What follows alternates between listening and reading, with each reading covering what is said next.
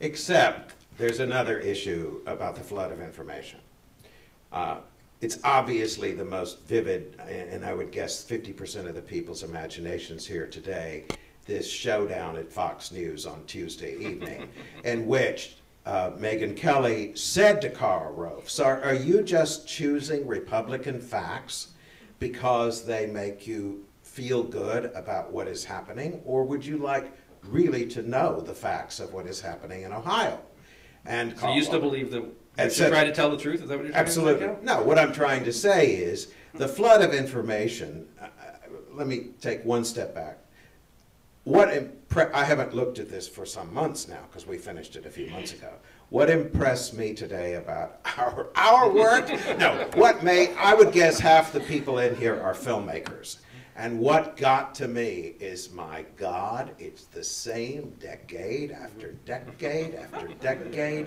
Documentary filmmakers have the same struggles in getting the money and finding the subject and treating the subject accurately, etc. I mean, if you heard Leo Hurwitz talking, he could have been about native land, he could have been talking about To Tell the Truth. And if you heard, you know, about the flood, and you heard about the poverty, and you heard about the bankers, and all of those things, we didn't put those title cards in there, by the way. The filmmakers put those title cards. It's incredible to me how it stays the same, which is not necessarily good news. But we still have a job, guys, half the people in here who are filmmakers. And that job is to weed through the flood of information and find something that can stand for truth and tell it to the American public, because they still, if you'll excuse me, need it. And the job of the other half who aren't filmmakers is to contribute $5 to the Kickstarter. But I will say something, in a certain way, I'm glad it remains the same, because these are works of art, and works of art should never be easy, and works of art remain works of art, whether they're made in the 30s or 40s or they're made now. So the struggle of art is going to go on, and I don't think it'll ever be easier for artists. We have some time for questions. Yes, gentleman in the back there.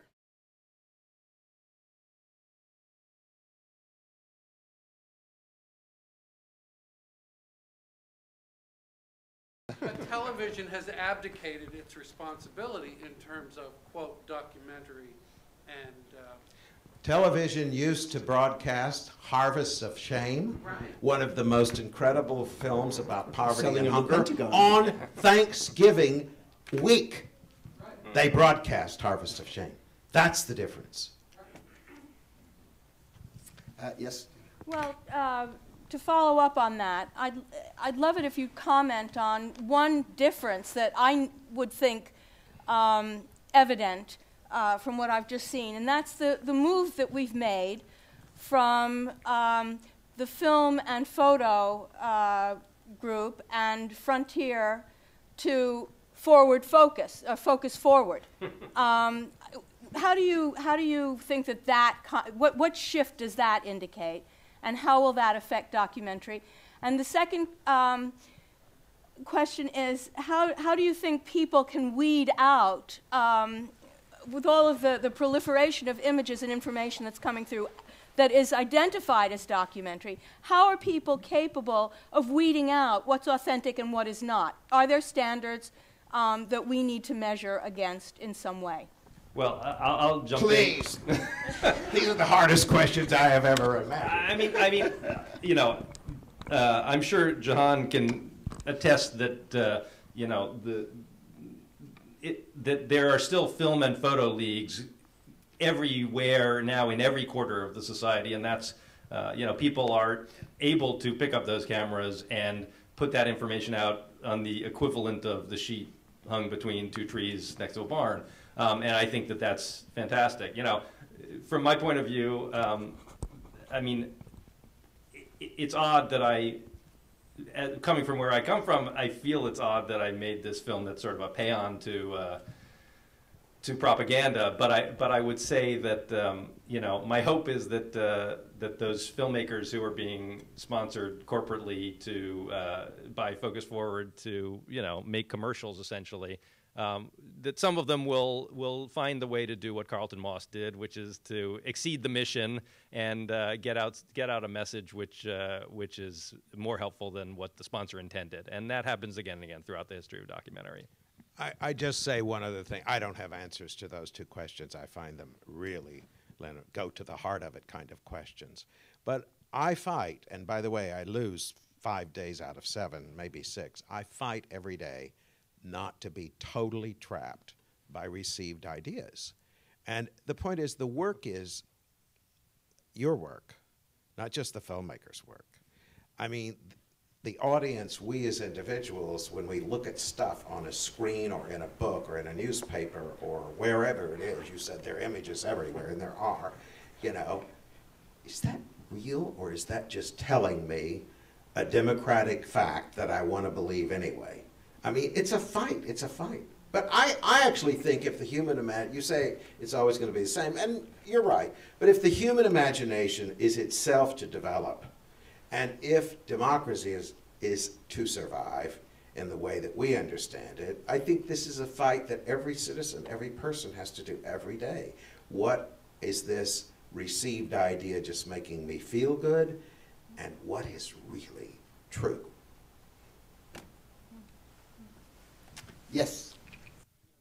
The question is really to talk about the process, and when you set out to make a 6-part film about the history of documentary, how do you start? What did you do to sort of really provide the overall structure? So, well, I have to say, when I introduced Ali Pomeroy earlier,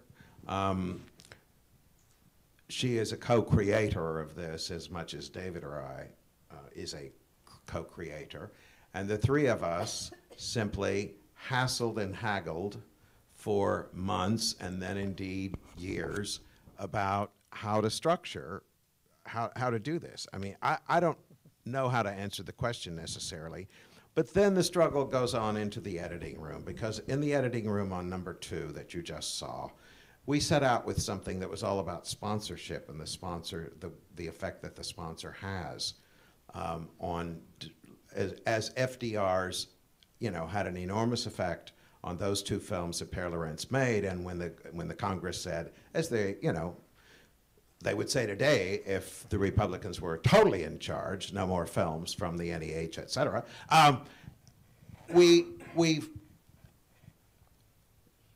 we try to say, how can we create a narrative, and yet how can we cover everything that was going on in this small period of time?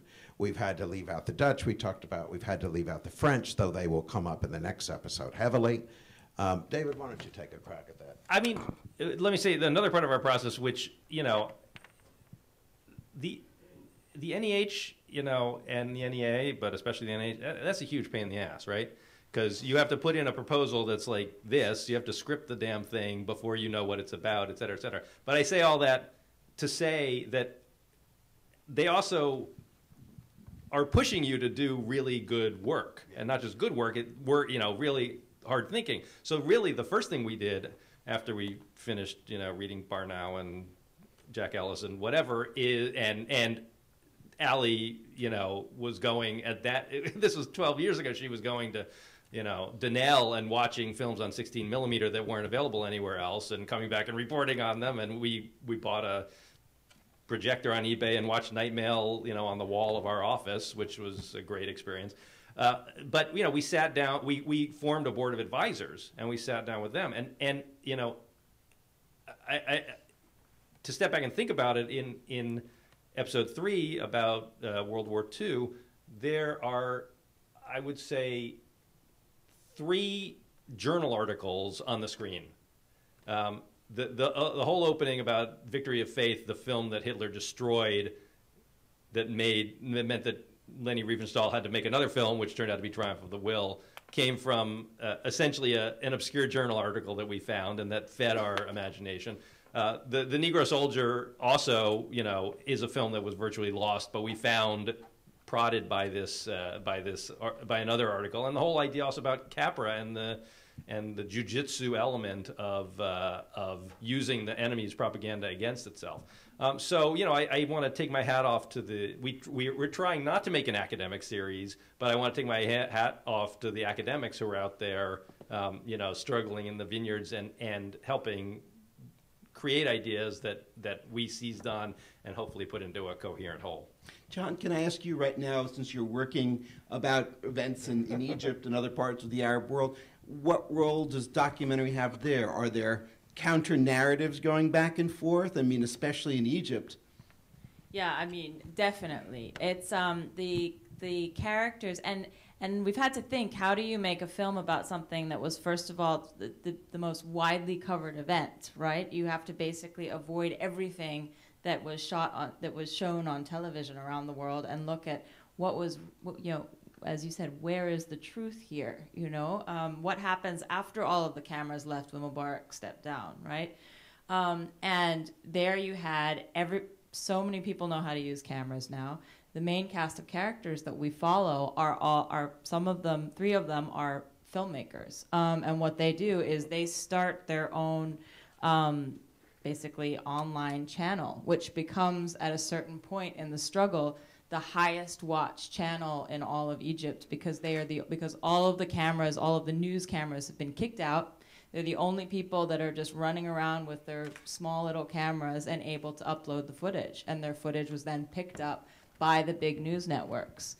So, you know, it is this group of people who are just in there, we're not leaving, we're going to film what's going on, uploading it, and it's a complete counter-narrative to what state television is saying and what other television stations are just leaving out. Do we have time for more?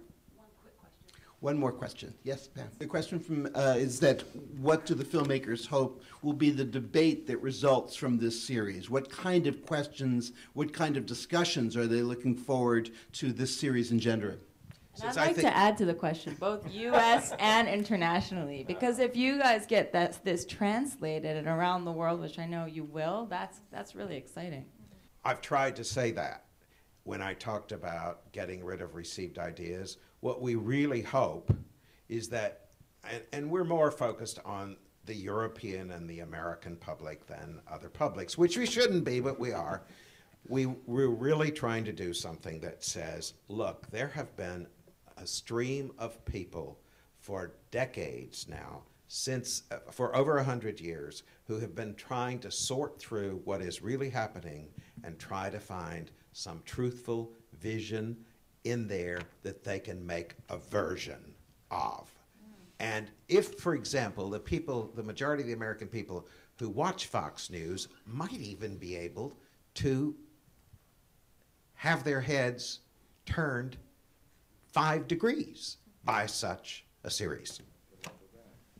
I think the other thing I would add is that, unfortunately, I think that the broad mass of people, despite our access to the means of media production, are still shockingly naive when it comes to the images that they receive, and I think that, you know, by creating a story that we hope is in a conventional structure that's accessible, but that's about, you know, understanding and questioning the choices that are behind every kind of image, whether it's the mainstream media image that's not showing the Depression or not showing what's going on in the square, or whether it's the people who have picked up a camera and are trying to make a counter narrative. That there are decisions, and that as a viewer you need to understand those decisions in order to understand what the truth